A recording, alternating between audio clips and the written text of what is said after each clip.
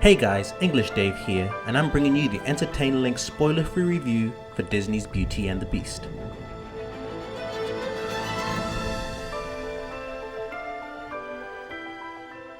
Disney's latest live-action remake of its classic animated movie doesn't change much of the story. The tale as old as time focuses on Belle, a bright, beautiful, and independent young woman who is taken prisoner by a cursed beast in its castle. Despite her fears, she befriends the castle's enchanted staff and learns to look beyond the beast's hideous exterior, allowing her to recognize the kind heart and soul of the true prince that hides on the inside. Those who are familiar with the animated classic will readily recognize the main beats of the film, but running about 20 minutes longer, this story thankfully expands on and at times surpasses elements of the 1991 film, filling in many gaps and plot holes people have come to notice over the years. Screenwriters Steven Chbosky and Evan Spiliotopoulos and director Bill Condon clearly have love for the source material and have used that as a basis to update it rather than change it.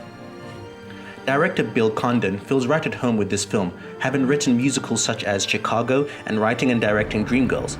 He's able to effortlessly blend the musical numbers into the narrative without making it seem jarring. He gives us beautiful set drops that the characters inhabit, from the bright-colored village where Belle lives to the dark, gloomy, snow-cast castle where the beast resides. It's a beautiful translation of what we saw in the animated movie, and it all fits.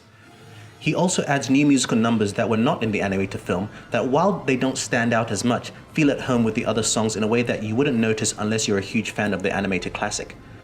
However, he also adds new lines to the old songs, but before any die-hard fans get up in arms, just know that these lines were in fact written by original composer the late Howard Ashman and were written for the animated film but were never used.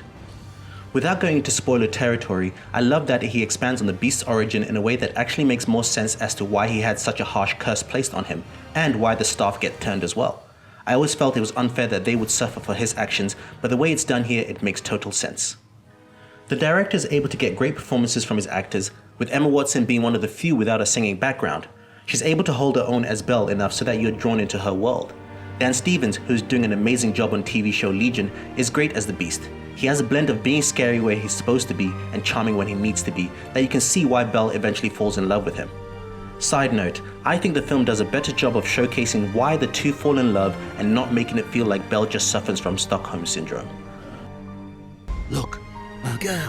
Who said that? Hello. You can talk. Well, of course. It's all he ever does. All the supporting cast are great. Many will be unrecognizable until they change into their human form, which will leave you smiling saying, "Oh wow, I didn't know so-and-so was in this." However, for me the standouts were Luke Evans' Gaston and Josh Gad's LeFou. Both actors go all in with the characters and in a good way feel spot on to their animated counterparts. It's as if the animated characters were based on their likenesses. And speaking of Josh Gad, a lot of controversy has surrounded the fact that his character is Disney's first openly gay character in its films. For those who are ridiculously worried that that would be a problem, first off, don't be silly, and secondly, it's handled so well that it's a subplot that stands out no more than any other romantic subplot in the film. And yes, there's another. In fact, it's so subtle that if you didn't know, you'd have no idea. Kids certainly wouldn't notice, and if they did, it's not something that takes away from the story. Out of all the modern remakes Disney has made so far, Beauty and the Beast had the most to lose, as the animated classic is one of the few that we actually remember. Movies like Cinderella, Alice in Wonderland, and even last year's Jungle Book are so old that we didn't mind a remake. However, many of us still have fond memories of Beauty and the Beast. It was the first film I ever saw in theaters, so we were apprehensive about Disney trying to remake this one. I have to say, Disney has done a great job. Despite minor nitpicks like why do they all have British accents in a story set in France, this is a great movie for fans of the original and a wonderful introduction to kids who were too young to have experienced that. Thanks guys for listening. If you enjoyed this review, please give us a thumbs up, hit the subscribe button and share with your peeps. If you'd like to hear our spoiler-filled thoughts on the movie, check out our Entertain Link Spoiler Talk podcast, which will be up Monday. There you can hear myself and the team go in depth on what we thought. The link will be in the description below once it goes up. My name's English Dave and this has been an Entertain Link spoiler-free review for Disney's Beauty and the Beast. See ya.